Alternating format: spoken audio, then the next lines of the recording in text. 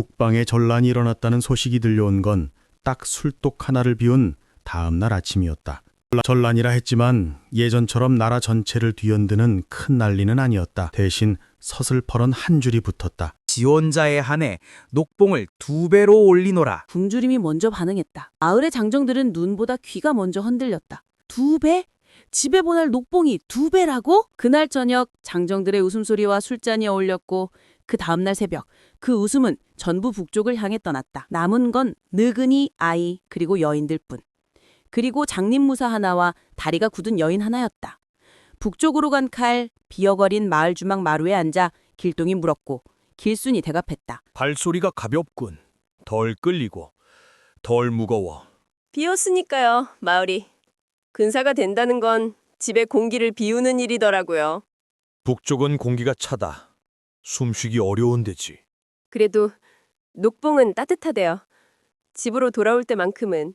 그 틈을 노린 발소리가 있었다. 호랑이가 산을 비우자 여우가 내려왔다. 여우들의 시대, 왈패의 등장. 그날 오후 주맛 문이 거칠게 열렸다. 마룻바닥이 툭 낮게 울렸다. 촌구석 치고는 술 냄새가 기특하군. 대장, 이 집 술이 요새 제일 잘 나간답니다. 길수는 한눈에 알았다. 이 사람들은 술을 마시러 온 게 아니구나. 왈패 대장의 눈은 사람을 고르듯 술병을 훑듯 천천히 주막을 쓸었다. 그 눈빛이 결국 멈춘 곳은 영순이었다. 저 아이, 웃는 법을 아는구나. 손님이 웃기면 저도 웃지요. 웃음이 길수록 밤도 길어지는 법이지. 다리 저는 저 아씨는 주방에만 있나? 술이 곱게 익는 건 발걸음이 느려서겠지. 느린 발은 술맛을 지키고 빠른 손은 손님 돈을 지킵니다. 어느 쪽이 더 중요하신가요? 말은 그렇게 했지만 등줄기가 서늘했다. 이들은 김판서의 사병들처럼 규율도 고을원임의 체면도 없었다. 김판서가 고리대를 씌우고 몽둥이를 휘둘렀다면 이들은 칼을 쓰고도 눈 하나 깜빡이지 않았다. 어느 날 밤 술이 가장 무르익을 시간, 부두먹이 슬며시 주방으로 스며들었다. 주모, 술맛은 좋고 손맛은 더 좋다더군. 손맛은 국에만 씁니다. 오늘은 예외로 하지. 국 대신 사람에게. 그가 손을 뻗어 길순의 팔을 움켜쥐려는 순간 무엇인가 둔탁하게 부딪혔다. 길순이 들고 있던 장독 뚜껑이 정확히 그의 옆머리를 강타했다. 숨이 막히기도 전에 또 하나가 날아들었다. 탕! 주막에선 술만 들이키시오.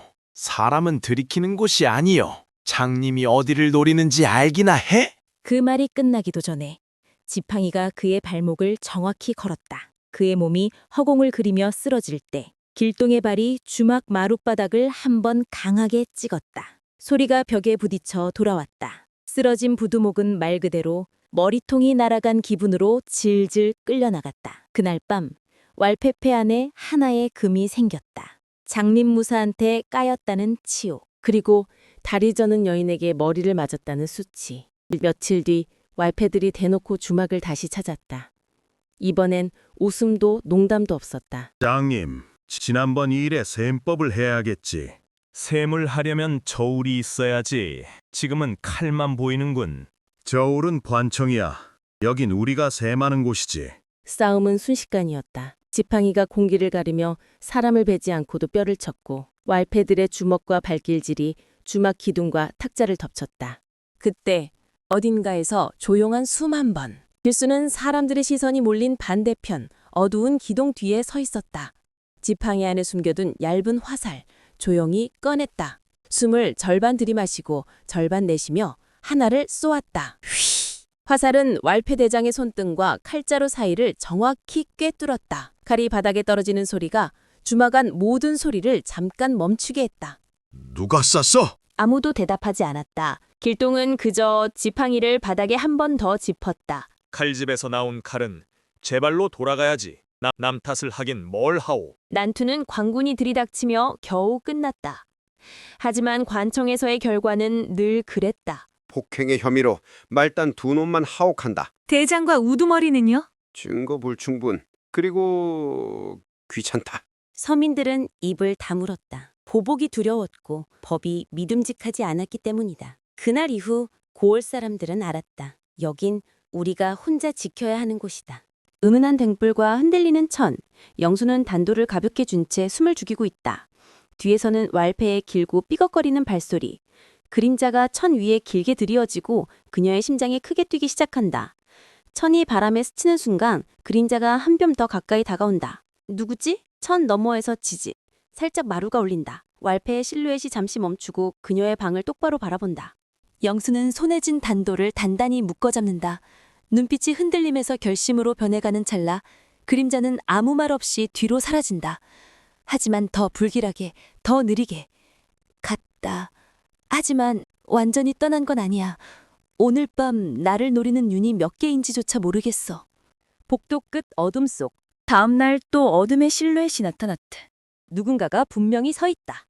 영수는 물을 짠 손수건을 내려놓으며 서늘한 느낌이 등 뒤로 스며드는 걸 느낀다. 문쯤으로 흘러드는 바람보다 더 차갑게 어둠 속의 실루엣이 미동도 없이 그녀를 바라본다.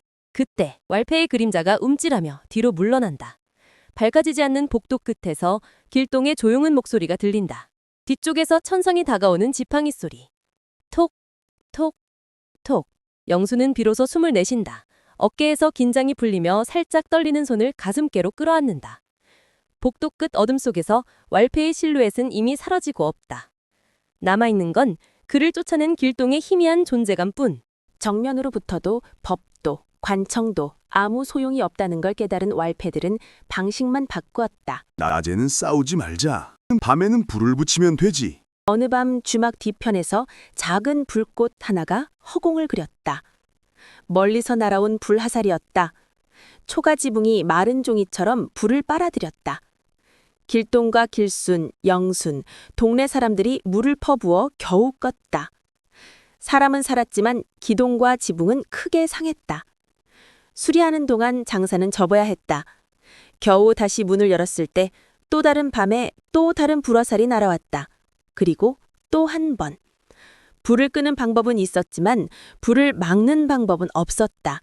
마지막 불길이 꺼진 밤, 자매는 마룻바닥에 나란히 앉았다. 앞에는 타버린 석가래, 뒤에는 막막한 앞날. 우리가 죄를 지은 게 아니라 둘이 죄를 짓는데 왜 우리 집이 벌을 받죠? 세상은 가끔 잘못된 사람 말고 잘 보이는 집을 먼저 태우더라. 그래서 등불을 들었다. 여길 보라는 뜻손. 근데 지금은 여길 태우라는 표식이 된 것 같아. 선택지가 셋이야. 보호세를 내고 이대로 산다. 고향을 떠난다. 아니면 우리가 먼저 부순다. 부순다는 건 결국 사람을 부순다는 거야. 사람이 아니고 괴물이야. 괴물도 누군가의 아들이고 아버지야. 근데 우리 아버지를 때린 사람이라면 그 말에 길수는 더 이상 대답하지 못했다. 불길이 아니라 말끝이 가슴 한복판까지 치솟았다. 영수는 예전의 일을 떠올리며 회상에 잠긴다. 어느 날 김판서는 감찰사를 접대하라는 명을 내렸다. 예전 같으면 권세자들을 위한 술상, 놀이개와 웃음으로 채웠겠지만 이 감찰사는 달랐다. 나는 술을 보러 온 게 아니라 사람들의 말을 들으러 왔어. 그래도 이해를 갖춰야지요. 이해를 아는 아이가 하나 있는데. 그가 손짓하자 영순이 불려 나왔다. 곱게 단장한 머리, 너무 일찍 익숙해진 눈웃음, 기품으로 포장한 생존의 기술. 감찰 어르신, 잔을 비우는 건 괴로움을 비우는 일이라 하더군요. 잔을 너무 빨리 비우면 괴로움이 아니고 제정신부터 비워지지. 그는 웃지 않았다. 대신 잔을 반쯤만 채웠고 반쯤만 비웠다. 영수는 처음으로 당황했다. 눈웃음도 손끝도 기울어진 몸짓도 통하지 않는 사내. 그의 손등을 스치는 순간 그녀는 알았다. 이 사람은 밤이 아니라 검에서 단련낸 몸이구나. 그리고 마음이 이상하게 요동쳤다. 욕망이 아니라 연모의 씨앗이었다. 그날 밤 감찰사는 술상을 물리며 말했다. 김판서, 나는 칼이 아니요, 저울이요. 지금은 듣기만 하러 왔어. 그 말이 마지막 밤이 됐다. 곧이어 김판서는 화살 하나에 쓰러졌고 감찰사는 다시 고을로 내려올 명을 받게 된다. 사찰 하나, 달리는 말 하나. 주막이 세 번째 불길을 삼킨 다음 날 영수는 결심했다. 언니, 나 서찰을 보낼 거야. 누구에게? 내가 기껏해야 한 번밖에 못 본 사람. 그런데도 딱 한 번은 믿어보고 싶은 사람. 그 서찰은 감찰사에선에 도착했다. 글씨는 평범했지만 문장 사이마다 불타는 그을음이 묻어 있었다. 전란은 북쪽에만 있지 않았습니다. 여긴 불화살이 쏟아지는 작은 전란이 계속됩니다. 관창은 서류를 보고 백성은 불을 봅니다. 이 불을 끄고 싶습니다. 방법을 알고 계신지요? 감찰사는 말에 올라탔다. 이번에는 단순한 시찰이 아니라 결심을 품은 발걸음이었다. 관군이 대놓고 움직이기 전에 감찰사는 먼저 사람들의 발을 봤다. 주막에 오는 손님들의 걸음, 월패들이 드나들던 골목, 불이 난 날의 바람 방향. 불화살은 아무나 쏘지 못한다. 활을 날고 바람을 나는 자만 한다. 그럼 누가 쏜 겁니까? 그건 불을 지른 쪽에게 물어야지. 그는 관군을 동원해 왈패들의 아지트를 덮쳤다. 이번엔 말단 둘만 잡아가진 않았다. 대장과 부두목, 그 위에 돈줄을 대건 상인들까지 한 번에 끊어냈다. 우리가 뭘 잘못했냐? 원래 힘 있는 자가 세금을 걷는 거지. 세금은 나라가 걷는다. 너희가 한 건 강도다. 고을 사람들은 처음으로 봤다. 법이 사람 편에 서 있는 모습을. 하지만 그 자리에 서 있던 길순의 마음은 마냥 편치 않았다. 김판서를 쓰러뜨린 자신의 화살은 아직 어디에도 기록되지 않았기 때문이다. 부탁 하나, 빚 하나, 모든 것이 끝난 줄 알았던 날 감찰사가 주막으로 찾아왔다. 이번엔 손님이 아니라 손님을 불러세운 사람이었다. 길순이라 했지. 예. 전에 한번 내가 부탁할 일이 있을 거라 했수. 기억하오? 기억합니다. 저도 빚이 하나 있지요. 김판서를 쓰러뜨린 화살. 내가 모를 거라 생각했어. 제가 썼다고 말하지 않으셨잖아요. 정의는 때로 묻지 않는 쪽을 택한다. 하지만 묻지 않았다고 해서 아무 일도 없었다는 뜻은 아니오. 길순의 손이 잠깐 떨렸다. 그는 조용히 고개를 들었다. 길동이 입을 열었다. 그럼 무엇이 필요하오? 눈과 귀, 그리고 그 속으로 들어가도 무너지지 않을 심장.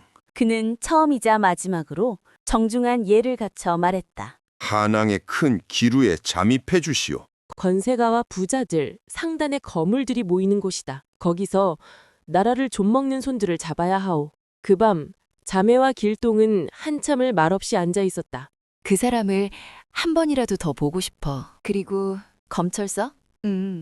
내 몸을 값으로 치지 않는 첫 낭자였으니까. 너는 아버지를 위해 갈 거야. 한양에는 이름난 의원이 있다더라. 다시는 빗뚝촉에 맞고 쓰러지는 일이 없게. 병을 고칠 수 있다면 어떤 길도 걸어볼 수 있어. 나는 싸우고 싶지 않소. 하지만 싸움이 우리를 찾아올 거라면 차라리 미리 가서 기다리겠소. 칼을 휘두르기 전에 칼집을 먼저 준비하는 거지. 세 사람의 이유는 달랐지만 결론은 같았다. 한양으로 간다. 도망이 아니라 잠입으로.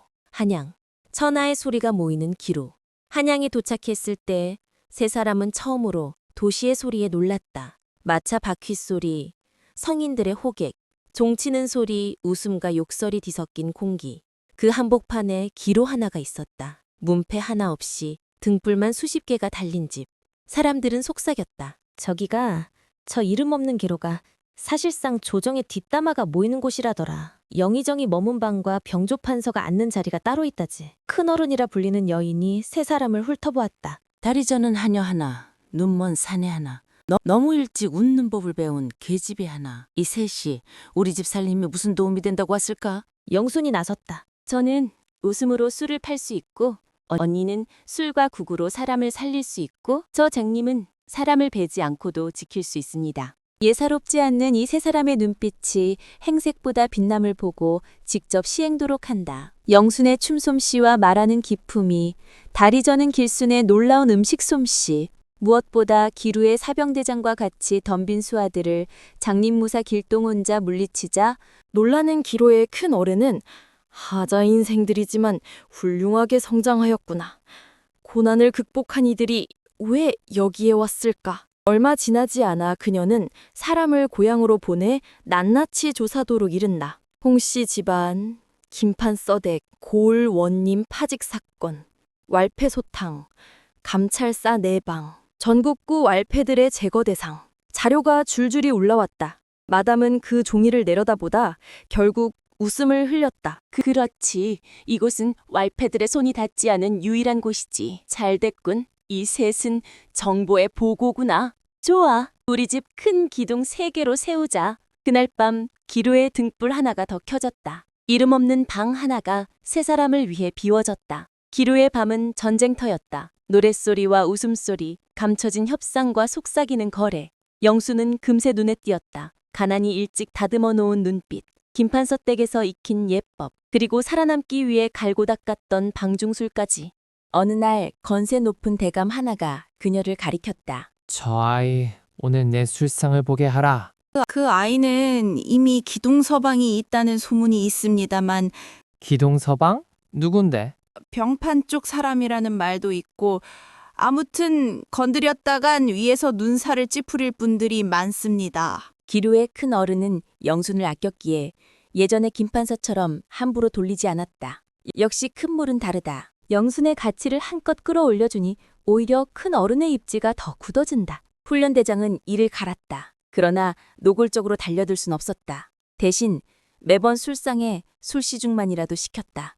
그 사이 영수는 착실히 증좌를 모았다. 누가 어느 밤에 얼마를 썼는지, 어떤 벼슬이 얼마에 사고 팔렸는지, 어느 상단이 어떤 군량미를 빼돌렸는지. 그녀의 웃음은 길었지만 귀는 더 길었다. 주방에선 술상을 나르고 치우는 하인들의 입이 열리면 길수는 차곡차곡 증자들을 날짜와 시간까지 적어놓았고 은미랑 대화는 귀가 밝은 길동이 아무도 모르게 쌓아두니 제법 많은 증자들을 모은 어느 날 한밤중 기로 뒤뜰의 등불 아래 감찰사와 영순이 마주 앉았다. 얼굴이 붉군. 술 때문인가? 제가 마신 건 물뿐인데요. 그렇다면 들은 이야기들이 귀에 너무 많이 남아서겠지.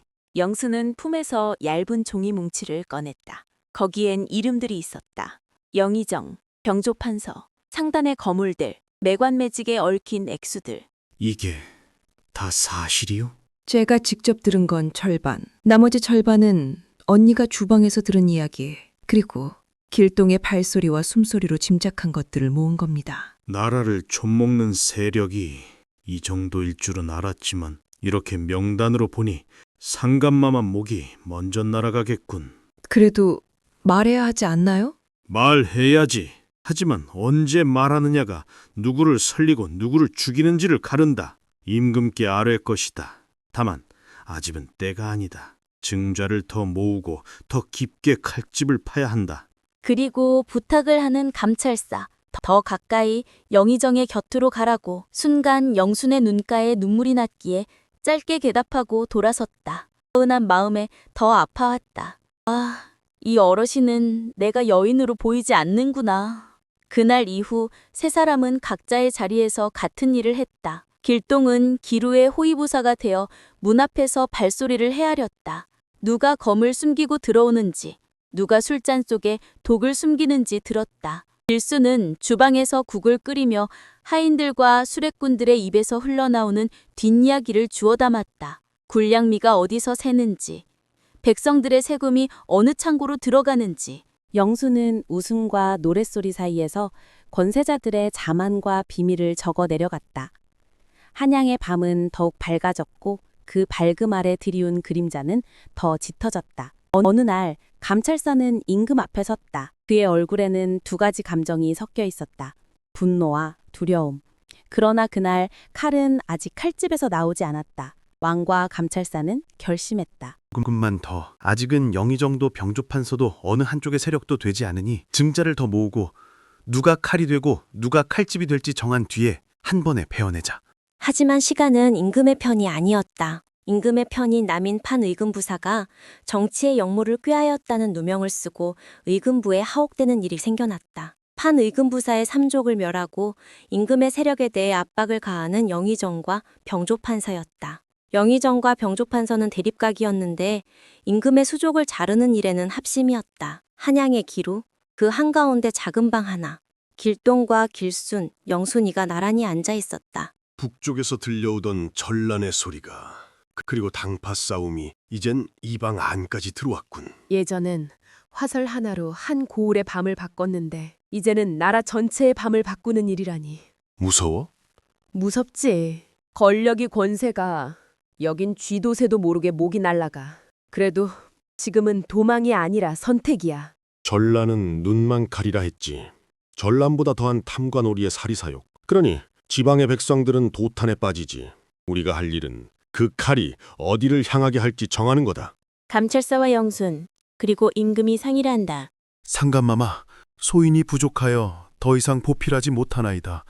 하지만 이 아이가 언젠가 주상천하의 칼이 될 것이니 은밀히 잘 보살펴 주십시오. 감찰사는 남인이었다. 남인의 수장인 판일금 부사 집안의 삼족이 멸문지화를 당하니 다음 차례는 자신이라는 걸 직감한 감찰사는 영의정과 병조판서의 암살을 계획하고 실패 시 자신을 밀고 하라는 명을 영순에게 내린다. 어차피 자신의 명이 얼마 남지 않음을 아는 감찰사는 자신의 가문만이라도 지키기를 결심하고 자신의 목은 길동에게 쳐달라는 밀명. 영순의 가슴은 찢어졌다. 마지막 부탁을 하는 영순. 그날 밤 길고 긴 영순과 감찰사의 마지막 밤. 그날 밤 영순은 감찰사의 품에 안기는 소원을 이뤘으나 거기까지였다. 사랑하는 이의 목숨을 거둬야 하는 밤. 영의정에게 큰 부상을 입히는 것까지는 성공했으나 병판에 만만치 않는 무예 때문에 실패할 즈음에 나타난 부하들과 길동에 의해 쓰러지는 감찰사.